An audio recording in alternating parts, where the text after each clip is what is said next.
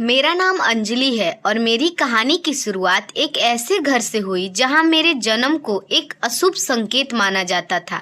मेरी माँ को हमेशा यह एहसास दिलाया गया कि उन्होंने एक पुत्र को जन्म न देकर एक बड़ी गलती की है। मेरे पिता, जिनका नाम शेखर था, एक जमींदार के बेटे थे और उनकी नज़रों में बेटा ही वंश की निशानी था। उन्होंने मेरी माँ को साफ कह दिया था, अगर तुम वारिस नहीं दे सकती तो इस घर में तुम्हारी कोई जगह नहीं है। मेरी दादी हर समय माँ को ताना देती थी, इस बेटी ने हमारे खानदान का मुंह काला कर दिया, यह मनहूस है।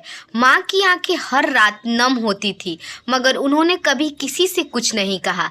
वह बस मेरी सलामती के लिए प्रार्थना करती रहती थी। जब मैं इस दुनिया में आई तो पिता का बर्ताव ऐसा हो गया जैसे उन्हें कोई गहन सदमा लगा हो। वह कमरे में आए, मुझे देखा तक नहीं और माँ से बस इतना कहा, तुम्हारी किस्मत ही खराब है, और दरवाजा जोर से बंद करके चले गए। मेरे जन्म के बाद घर में खुशी की जगह गुस्से और तनाव का डेरा जम गया। पिता ने माँ को कभी शांति से जीने ही नहीं दिया। छोटी छोटी बातों पर ताना देना, झगड़ना और कभी कभी हाथ उठाना उनकी आदत बन गया था। जब मैं 8 साल की हुई, एक दिन पिता ने माँ से कहा, मैं अब यह बोझ नहीं उठा सकता, और वह हमेशा के लिए हमें छोड़कर शहर चले गए। उस दिन माँ की आंखों में जो गहरा दर्द मैंने देखा, उसने मुझे पहली बार अकेलेपन का एहसास दिलाया।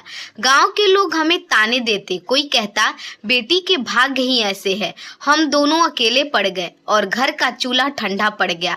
मेरी माँ ने हार नहीं मानी, उन्होंने किसी पर निर्भर न रहने का फैसला किया। वह अगले ही दिन मेरा हाथ पकड़कर खड़ी हो गई और कहा, अंजलि, अब से हमें अपनी जिंदगी खुद ही बनानी है। माँ ने गांव के बड़े घरों में मजदूरी करना शुरू कर दिया, झाड़ू पोछा, बर्तन धोना, कपड़े धोना। शाम को जब वह लौटती तो उनके हाथों में छाले पड़े होते थे और मैं मरहम लगाती, और वह कहती, फिक्र मत कर मेरी बेटी, ऊपर वाला सब देख रहा है। माँ ने मुझे सरकारी स्कूल में दाखिला दिलाया। मेरा फटा हुआ बस्ता और पुरानी किताबें देखकर बच्चे मेरा मजाक उड़ाते थे, मगर मुझे पढ़ाई का जुनून था। मैं चुपचाप पीछे बैठ जाती और हर शब्द को अपने दिल में सहेज लेती। मैंने खामोशी से अपनी पढ़ाई जारी रखी। जब परीक्षा में मेरे सबसे ज्यादा अंक आए तो प्रधानाचार्य ने मुझे बुलाकर कहा, अंजलि, तुम बहुत होशियार हो, अगर ऐसे ही पढ़ती रही तो तुम बहुत आगे जाओगी। यह मेरी जिंदगी का पहला ऐसा पल था जहां मुझे लगा कि मेरा भी कोई अस्तित्व है। माँ ने यह सुनकर मुझे गले लगा लिया और खुशी से रोने लगी। उनकी आंखों में पहली बार मैंने डर नहीं बल्कि गर्व देखा। समय गुजरा, मैं बड़ी हो गई। माँ मेरे भविष्य को लेकर चिंतित रहने लगी। वह नहीं चाहती थी कि मेरी जिंदगी भी अकेलेपन में गुजरे, इसलिए उन्होंने मेरी शादी के बारे में सोचना शुरू किया। हमारी गरीबी हर रिश्ते के बीच में आ जाती थी। गरीब के घर कौन शादी करेगा, यह सवाल हर तरफ से सुनने को मिलता था। एक दिन मेरी चचेरी भाभी आई। उन्होंने सहानुभूति दिखाते हुए कहा, तुम्हारी बेटी के हाथ पीले करने का समय निकल रहा है। मेरे पास एक रिश्ता है, लड़का तलाकशुदा है, उम्र में बड़ा है पर अमीर है, और तुम्हारी बेटी को भी खुश रखेगा। माँ हिचकिचाई, लेकिन भाभी ने कड़े शब्दों में कहा, तुम्हें क्या लगता है तुम्हारी गरीबी में इसे कौन राजकुमार मिलेगा? माँ डर गई कि कल को वो न रही तो मेरा क्या होगा। मजबूरी में उन्होंने हाँ कर दी। मेरी शादी सुमित नाम के उस आदमी से हुई जिसकी उम्र मेरे पिता के बराबर थी। विदाई के समय माँ ने मेरे कान में बस इतना कहा, बेटी सब्र करना, यही औरत का असली गहना है। नए घर में कदम रखते ही मेरी सास ने मुझे साफ कह दिया, यहाँ आराम करने वाली बहू नहीं, काम करने वाली नौकरानी चाहिए। मैं सुबह से रात तक काम में लगी रहती। मेरा पति सुमित हमेशा खामोश रहता, हुक्म चलाता और मुझे पत्नी का दर्जा कभी नहीं देता था। उसने मेरी पढ़ाई की सारी किताबें फेंक दी और कहा, घर संभालो, यही तुम्हारा धर्म है। सबसे बड़ा झटका तब लगा जब एक रात सुमित ने अपने दोस्तों को दावत पर बुलाया। मैंने सारी रात मेहनत करके खाना बनाया।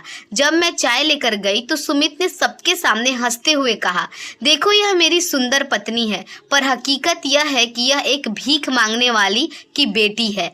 मैंने इस पर एहसान किया है, इसे अपने घर में जगह देकर। उसके दोस्तों में से एक ने घटिया मजाक किया और सुमित ने हंसकर उसका साथ दिया। उन शब्दों ने मेरे अस्तित्व को चूर चूर कर दिया। मुझे लगा कि मेरी इज्जत उनके सामने एक तमाशा बन चुकी है। उस रात मेरा सब्र जवाब दे गया। जब अपमान की यह अति हो गई तो मैंने हिम्मत की। मैं आगे बढ़ी और अपने पति के चेहरे चेहरे पर एक जोरदार थप्पड़ जड़ दिया। कमरे में सन्नाटा छा गया। मैं कांपती आवाजों में कहा, मैं तुम्हारी इज्जत हूँ, तुम्हारे दोस्तों के मजाक का टॉपिक नहीं। तुम्हें शर्म नहीं आती मुझे इस तरह जलील करते हुए? सुमित का चेहरा गुस्से से लाल हो गया। उसने चिल्लाकर कहा, अब देख मैं तेरे साथ क्या करता हूँ। अगले दिन उसने पूरे गांव में एक झूठ फैला दिया कि मैं चरित्रहीन हूँ और मेरे दोस्तों के साथ अवैध संबंध है।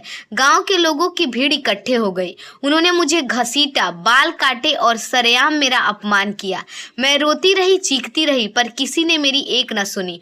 मुझे लगा अब मेरी जिंदगी खत्म हो गई। जब भीड़ मेरे साथ और ज्यादती करने वाली थी तभी एक बड़ी काली गाड़ी शोर मचाती हुई रुकी। उसमें से तेजस्वी नामक एक नौजवान बाहर निकला। उसने तेजी से मुझे बचा रहे लोगों को पीछे हटाया और कड़क आवाज में कहा, शर्म नहीं आती एक अकेली औरत लड़की को यूं सड़कों पर घसीटते हुए? अभी पुलिस को फोन करता हूँ। लोग डर गए। तेजस्वी ने मुझे उठाया और अपनी गाड़ी में बिठा लिया। मैंने रोते हुए कहा, आप कौन हैं? आपने मुझे बचाया? वह शांत स्वर में बोला, शांत हो जाओ, अब तुम सुरक्षित हो। वह मुझे शहर में अपनी बड़ी हवेली ले गया। वहां पहुंचकर एक आलीशान कमरे में उसने मुझे एक बूढ़े और कमजोर व्यक्ति के सामने खड़ा किया। उस बूढ़े व्यक्ति को देखकर मेरे दिल में नफरत की लहर दौड़ गई, क्योंकि वह मेरे पिता थे। वह मेरे पिता नहीं हो सकते। जिस पिता ने हमें भूखा प्यासा छोड़ दिया, वह मेरा कौन? तब तेजस्वी ने जवाब दिया, मैं तुम्हारा सौतेला भाई हूँ। पिता ने हमें कभी तुम्हारे बारे में नहीं बताया, लेकिन जब वह बीमार से बिस्तर पर आ गए तब वह बार बार सिर्फ तुम्हारा नाम पुकारते थे, अंजलि।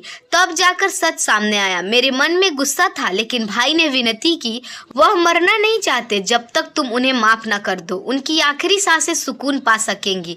मैंने हिचकिचाते हुए बिस्तर पर लेटे अपने पिता का हाथ थामा। उन्होंने कांपती आवाजों में कहा, बेटी मुझे माफ कर दो। मेरे अंदर का नफरत का पत्थर टूट गया। मैंने कहा, मैं आपको दिल से माफ करती हूँ। यह कहते ही उनके चेहरे पर एक अंतिम सांस आई और उनकी आंखें बंद हो गई। पिता के गुजर जाने के बाद वकील ने कागजात दिखाए। पिता ने अपनी पूरी जायदाद और हवेली मेरे नाम कर दी थी। मैं चौंक गई। भाई ने मेरे दोषियों को जेल भिजवा दिया और पूरे गांव के सामने मेरी बेगुनाही साबित की। उन्होंने कहा, अंजलि अब यह घर तुम्हारा है। मैं चाहता हूँ कि तुम शादी करो और खुश रहो। मैंने तेजस्वी की तरफ देखा और कहा, भैया आपने मेरे लिए बहुत कुछ किया है, पर मैं शादी नहीं करूंगी। मेरे पास जो दौलत है वह मुझे एक जिम्मेदारी देती है। मैं नहीं चाहती कि मेरी तरह कोई गरीब लड़की गरीबी और इज्जत खोने के डर से किसी मजबूरी में जिए। मैं अपनी जिंदगी उन लोगों की मदद के नाम करती हूँ जिन्हें सहारा चाहिए। आज मैं एक फाउंडेशन चलाती हूँ। मैं गांव-गांव जाती हूँ, गरीब बेटियों की पढ़ाई और शादी में मदद करती हूँ। मैं जानती हूँ कि इज्जत दौलत से ज्यादा कीमती है और इंसान का असली सहारा सिर्फ ऊपर वाला है, जो हर अंधेरे के बाद इंसाफ और रोशनी देता है। दोस्तों, उम्मीद है आपको हमारी कहानी अच्छी लगी होगी। अगर हमारी कहानी आपको अच्छी लगी हो तो हमारे वीडियो को लाइक और चैनल को सब्सक्राइब जरूर कीजिएगा। धन्यवाद।